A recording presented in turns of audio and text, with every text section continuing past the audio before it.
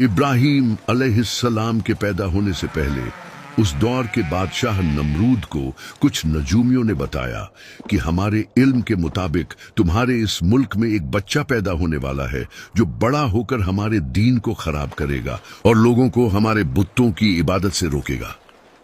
ये सुनकर नमरूद ने अपने वजीरों को हुक्म दिया कि पूरे मुल्क में ऐलान कर दो, आज से सब मर्द और औरतें अलग अलग रहना शुरू कर दें और कोई भी एक दूसरे के पास नहीं जाएगा। अगर किसी का भी कोई बच्चा पैदा हुआ तो उसे कत्ल कर दिया जाएगा।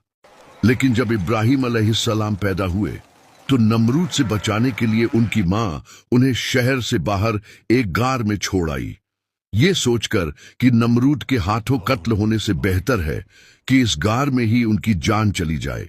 लेकिन अल्लाह ने उस गार में ही उनके दूध का बंदोबस्त कर दिया।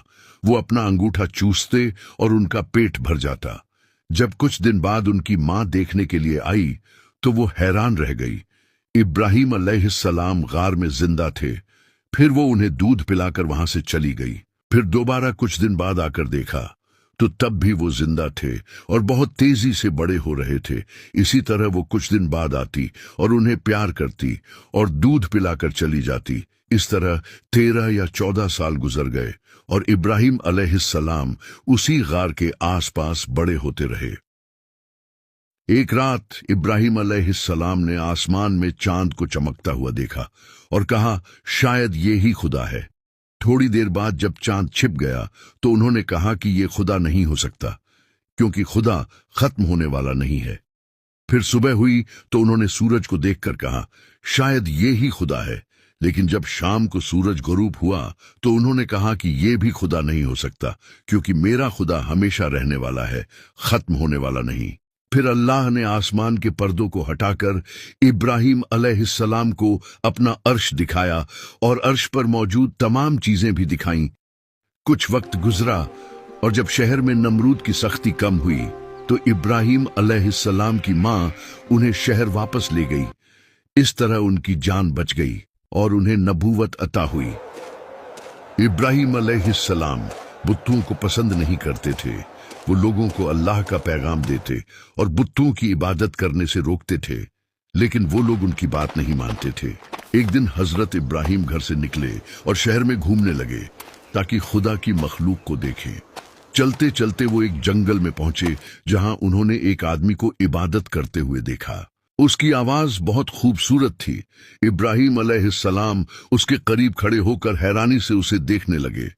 फिर वो बैठ गए और इंतजार करने लगे ताकि वो इबादत से फारिग हो जाए।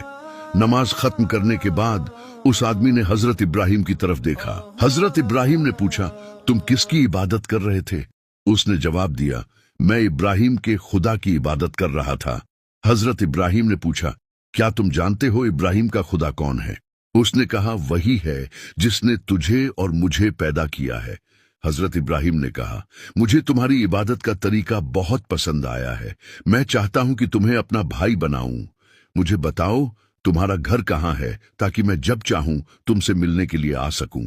उसने जवाब दिया, तुम वहां नहीं पहुंच सकते क्योंकि रास्ते में एक दरिया है जिसे तुम पार नहीं कर सकोगे। हजरत इब्राहीम ने पूछा, तुम उसे किस तरह पार करते हो? उसने जवाब दिया, मैं पानी पर चलता हूं। हजरत इब्राहीम ने कहा, जो तुम्हारे लिए पानी में रास्ता बनाता है शायद मेरे लिए भी बना दे। हम दोनों चलें और आज रात हम दोनों तुम्हारे घर पर गुजारेंगे। जब वो दोनों पानी के करीब पहुंचे तो उस आदमी ने बिस्मिल्लाह कहा और पानी पर चलने लगा। हजरत इब्राहीम ने भी बिस्मिल्लाह कहा और पानी पर कदम रखा और चलने लगे। ये देखकर वो आदमी हैरान हो गया। जब वो घर की जगह पहुंचे तो हजरत इब्राहीम ने कहा, आओ दुआ करें कि खुदा हमें कयामत के दिन बख्श दे।